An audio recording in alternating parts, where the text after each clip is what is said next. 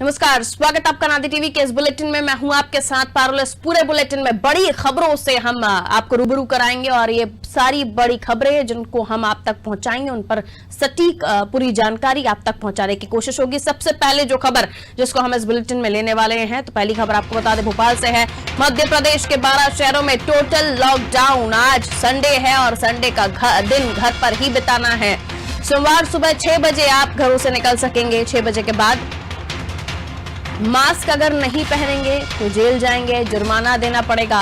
33 घंटे के लिए राजधानी को पूरी तरह से लॉक किया गया है। 200 स्थानों पर 2500 पुलिसकर्मी तैनात कर दिए गए हैं। 45 पार वैक्सीनेशन करवाने वालों को छूट रहेगी। वही पुराना दौर जब देश में लॉकडाउन लगा था, उस वक्त भी हम घरों में थे।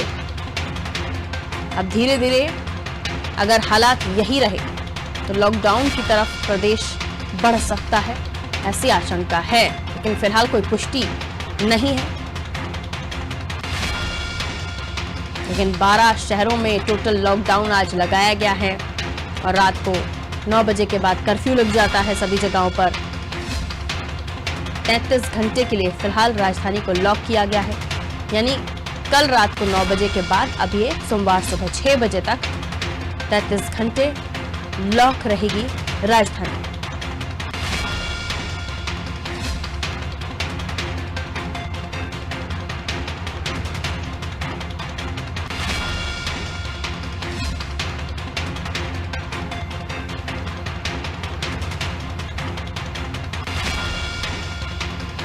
इमरजेंसी सर्विसेज वैक्सीनेशन के लिए जाना, ये इसमें जरूर रियायत बरती गई है, छूट दी गई है, लेकिन बाकी आप घरों से कहीं नहीं जा सकते क्योंकि सब कुछ बंद कर दिया है। और चलिए सीधा लिए चलते हैं आपको वैभव गुप्ता के पास, जो हमारे साथ जुड़े हुए हैं, विशेष संवाददाता, और हमें जानकारी दे रहे हैं और शहर की तस्वीर भी दिखाएंगे कि आज जब लॉक है तो क्या कुछ बाहर है तस्वीरें, राजधानी में क्या कुछ दिखाई दे रहा है वैभव? बिल्कुल, जिस तरीके से कोरोना हर दिन एक नया रिकॉर्ड बना रहा है और कल भी जो हेल्थ बुलेटिन आया है उसके मुताबिक 2800 से ज्यादा कोरोना पॉजिटिव राजधानी भोपाल में सामने आए हैं। तो उसको लेकर मुख्यमंत्री शिवराज सिंह चौहान भी सख्त नजर आ रहे हैं। उन्होंने भी स्पष्ट तौर पर निर्देश दिए कि सख्ती को और ज्यादा बढ़ाएं। जो लोग मानना नहीं चाहते हैं उनके खिलाफ उन्हें ओपन जेल में बंद किया जाए, चालानी कार्रवाई की जाए। तो इस वक्त हम राजधानी भोपाल के पौष इलाके, इस रोड पर हैवी ट्रैफिक भी रहता है। चंद कदमों दूर पर यहाँ पर बीजेपी का दफ्तर भी है, इसके साथ ही यहाँ पर नूतन कॉलेज भी है। और आप देख सकते हैं किस तरीके से यहाँ पर बैरिकेडिंग की गई है, पुलिस बल को यहाँ पर तैनात किया गया है। जो भी व्यक्ति यहाँ से गुजर रहा है अपने वाहनों से या पैदल भी वो जा रहा है, कई बार हमने देखा है कि साइकिल से लोग जाते हैं ताकि उनको लगता है कि पुलिस को वो धोखा दे सकेंगे। तो ऐसे प्रत्येक आने जाने वाले व्यक्ति को यहाँ पर रोका जा रहा है, बाकायदा उससे पूछा जा रहा है कि लॉकडाउन के दौर में ऐसी क्या इमरजेंसी आ गई कि उसे घर से बाहर निकलना पड़ रहा है।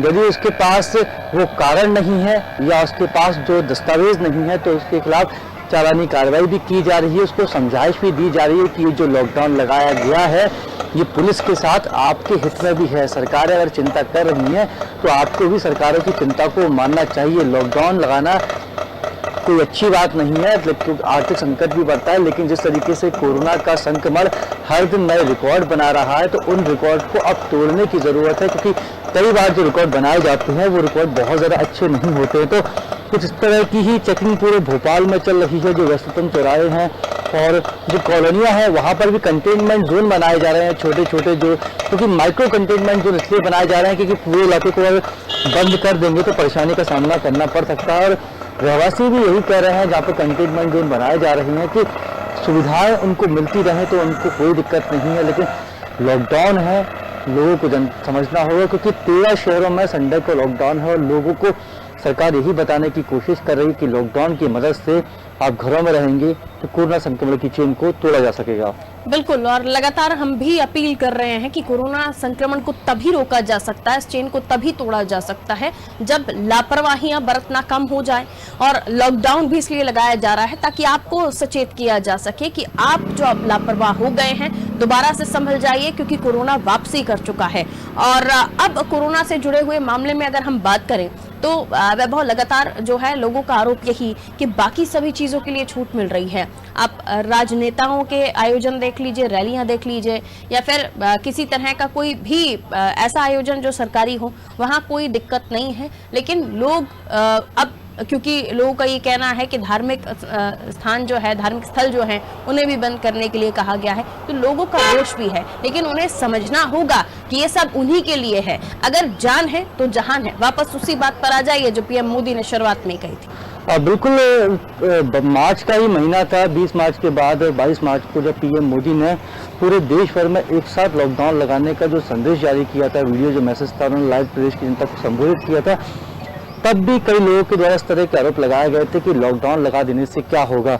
अगर पीएम मोदी के द्वारा उस वक्त लॉकडाउन नहीं लगाया होता, अगर एक तो दो दिन का वक्त दिया होता, पीएम मोदी ने ये कहा होता कि जो अपने घर जाना चाहता है वो घर चला जाए, तो देश में कहीं ना कहीं बहुत ज़्यादा अफरा तफरी मच जाती है। जो कोरोना का संक्रमण जिसको कंट्रोल कर सके लॉकडाउन की मदद से, वो कंट्रोल करने में बहुत ज़्यादा परेशानी का सामना करना पड़ता। तो सवाल तो ज़रूर खड़े किए जाते हैं, इस वक्त भी सवाल खड़े किए जा रहे हैं कि संडे को लॉकडाउन क्यों, तो रात में कोरोना को दिखता नहीं है। लेकिन आपको समझना होगा, जो लोग इस तरह के सवाल खड़े कर रहे हैं, इस तरह के मीम्स को क्रिएट कर रहे हैं, सोशल मीडिया पर इस तरह की बातें कर रहे हैं कि लॉकडाउन आपकी सुरक्षा के लिए है, आपके परिवार की सुरक्षा के लिए है।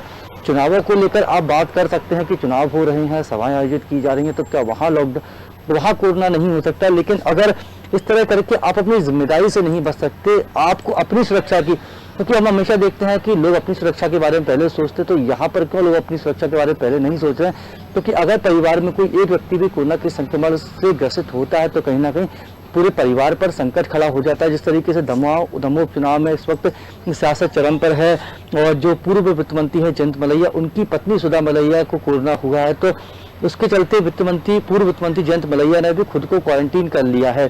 तो कहीं ना कहीं पूरा परिवार परेशान होता है जब भी कोई कोरोना का संक्रमण से ग्रसित होता है। तो सवाल बहुत सारे हो सकते हैं, उन सवालों के जवाब भी बहुत सारे हो सकते हैं, लेकिन इन सवालों के बीच उस सवाल को सबसे ज़्यादा महत्वपूर्ण था, उसी का जवाब ढूंढना चाहिए कि ये लॉकडाउन किसके लिए है, ये लॉकडाउन क्यों लगाया जा रहा है, इस लॉकडाउन से कौन सुरक्षित रहेगा। बिल्कुल वैभव, मैं लौटूंगी आपके पास। और देखिए, कोरोना तो है और कोरोना से बचने के लिए हमें उपाय पता है, लेकिन न जाने क्यों उसमें लापरवाही या फिर गैर जिम्मेदाराना आप हो जा रहे हैं, जिसकी वजह से कोरोना के आंकड़े लगातार रोज सामने आ रहे हैं और रोज 500 के पार नए संक्रमित मरीज निकल रहे हैं, जो अपने आप में डराने वाले आंकड़े हैं।